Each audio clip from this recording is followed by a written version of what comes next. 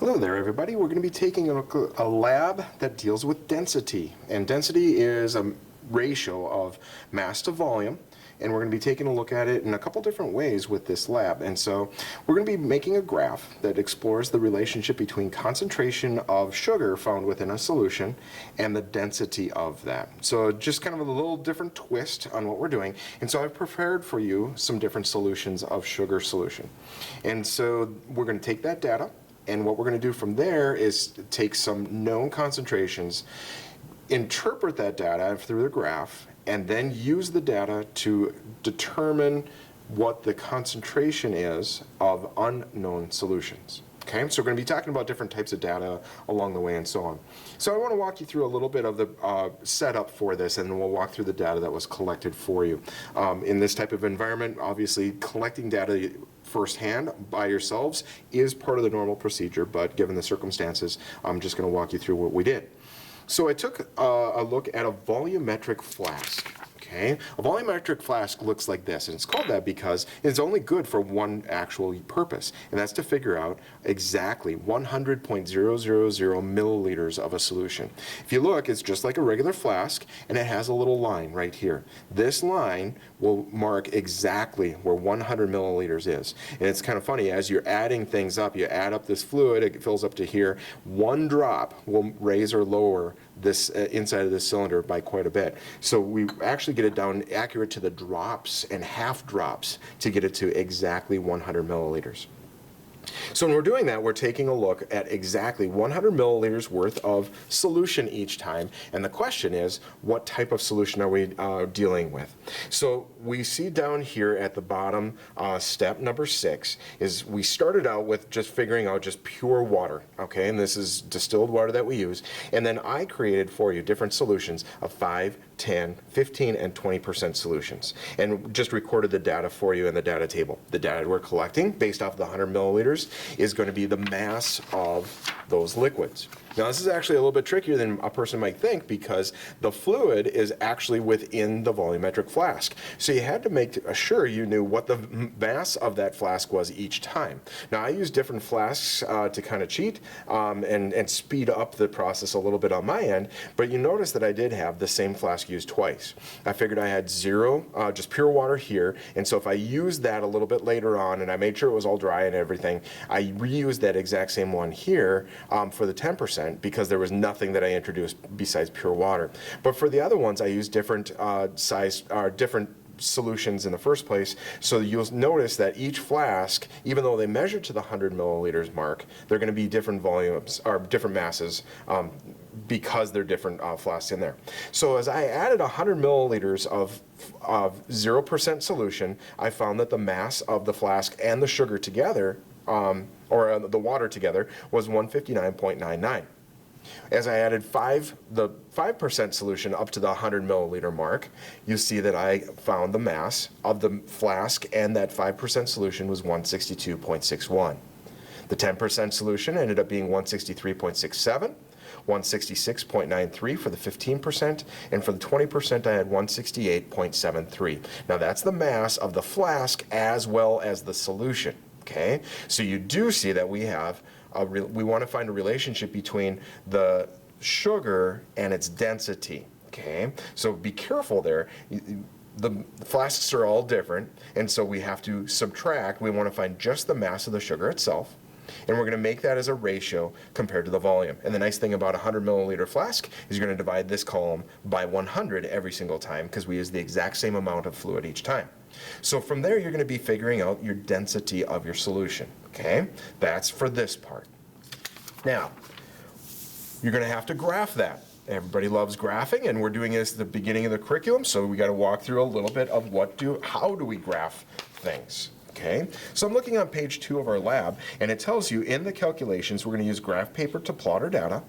We have our graph paper here, and on the x-axis, that's here, going this way, you're going to be writing the percent of sugar solution. Okay, so down here is your percent of sugar solution. Since we started with pure water, right at this point, that's 0% solution. Now you're going to have to count these individual lines, because we went up to 20% solution. And we might need to go beyond that because we have an unknown set of solutions that we have to test. So you don't want to use the entire axis from 0 to 20, because what happens if we find a solution that's 30% or 40%? However, we don't want to make each of these little lines represent 5, because then all of a sudden our graph is only going to be this broad. So you need to count each of these lines. How you set up graphs is you count how many lines are available. You allow a little bit of leeway to see, and you have to determine what does each and every one of these lines represent. Does this represent 0.1? Does this line represent 0.2? Does it represent 0.3? We need to make sure we're consistent on each and every one of those before, as we're setting up this graph, before we commit to it. Now we're going to do the same thing on the y-axis, and this is our dependent variable up here. This is our dependent variable, in this case, of density of solution. Okay, so that's that column that you calculated your density by taking grams divided by milliliters.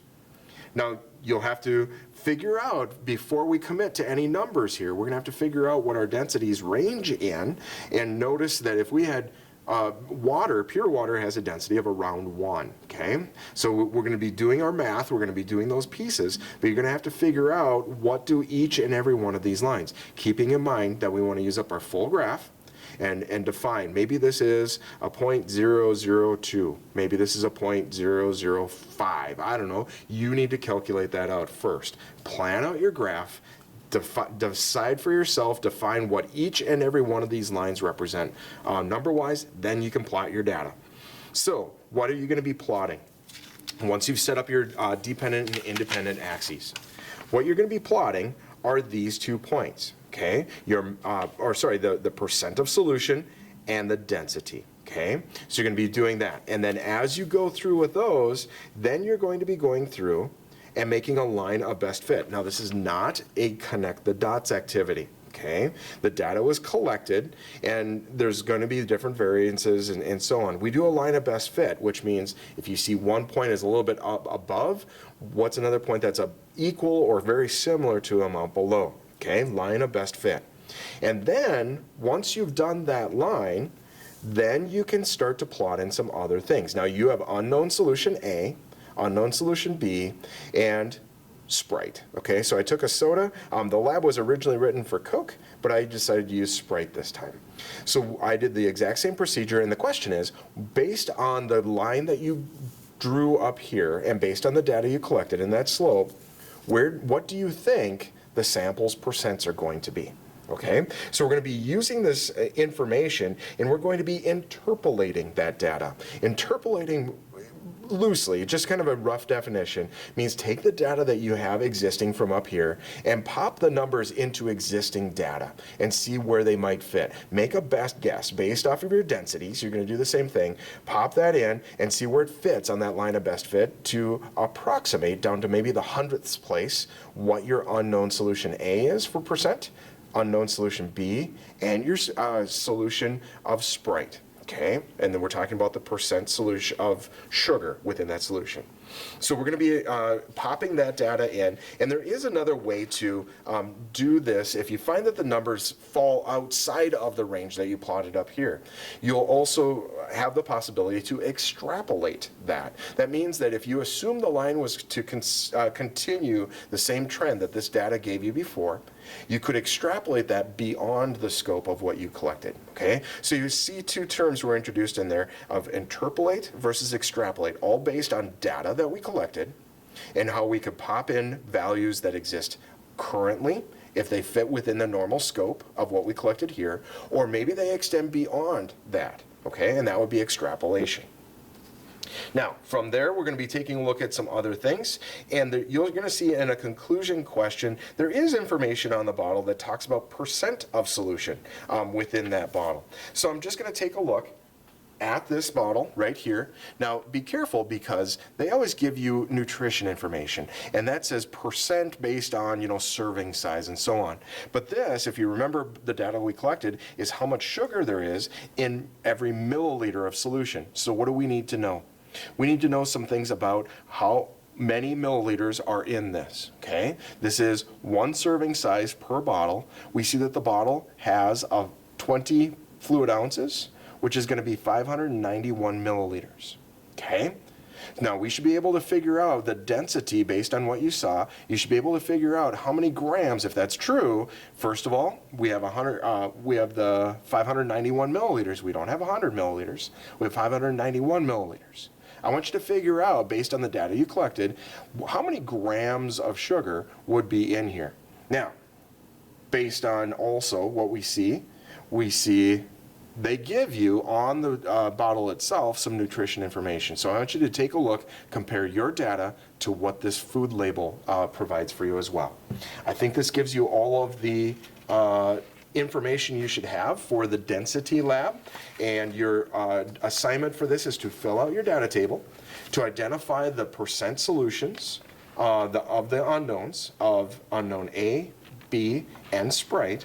And then lastly, you have some conclusion questions. Now, obviously with that, you're going to have to be submitting your graph as well. I want to see a nice graph laid out in terms of your axes are labeled with the different calculations you're going to be doing. I want to see not each and every line, but I want to see a representation of where did you find these markings, and so we could see where those are. I want a nice title written up here. And I want to see a line of best fit as we go, okay? So you've got your lab sheet as well as your graph, and good luck.